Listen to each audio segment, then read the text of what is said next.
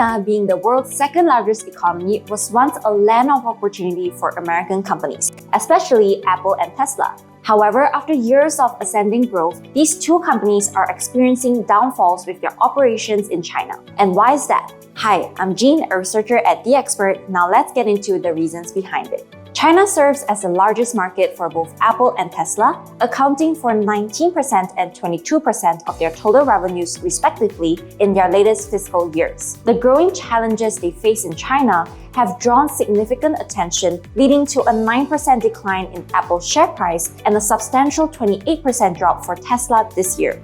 This decline can be attributed to one important factor: the increasing trend of consumer nationalism in China, which has resulted in gains for domestic competitors and a rise in patriotic purchasing behavior. Now let's analyze each of these companies separately, starting with Apple.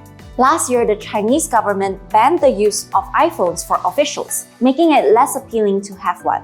Investors responded by wiping $200 billion from Apple's value. That ban coincided with the launch of Huawei's Mate 60 Pro, a locally made 5G smartphone that many saw as a breakthrough device that rivaled the iPhone's capabilities, despite export bans preventing the use of industry-leading US components. As a result of declining demand from China, Apple experienced a 24% drop in sales during the first 6 weeks of 2024 compared to the previous year, while Huawei saw sales of a significant 64% increase. Consequently, Apple's iPhone lost market share to local competitors like Huawei and Honor. To stimulate demand, Apple introduced rare discounts on its online store in January, impacting its profit margins. Not to mention, Apple is currently embroiled in legal battles, one with the EU for its alleged unfair practices regarding to music streaming services, and multiple lawsuits including the one with Epic Games over similar issues, as well as a consumer lawsuit alleging a monopoly on cloud storage for its mobile devices.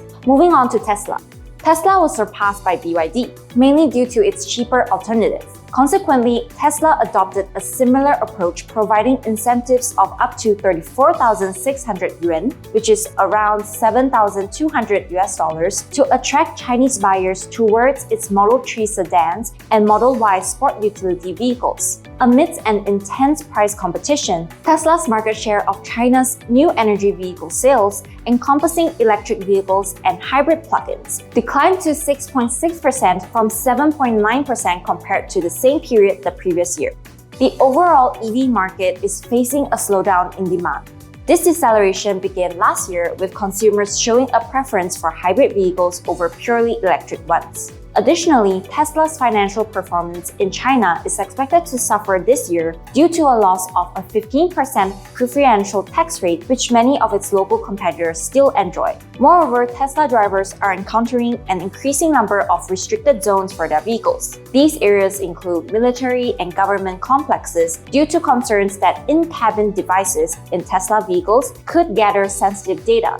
In essence, the emergence of domestic strong rivals has posed significant challenges for the two US companies. This is evident in the underperformance of these tech giants, trailing behind the other top stocks so far this year. Nonetheless, some analysts view this period as an opportunity for long-term investors. Tesla's introduction of full self-driving FSD capabilities and Apple's innovative Vision Pro technology suggests a potential yet slow turnaround amid the ongoing competition for tech dominance. Conversely, it's showing a bearish view for the short term. But of course, please be aware that this is not investment advice. Instead, take this as a reference to what is happening in the market right now.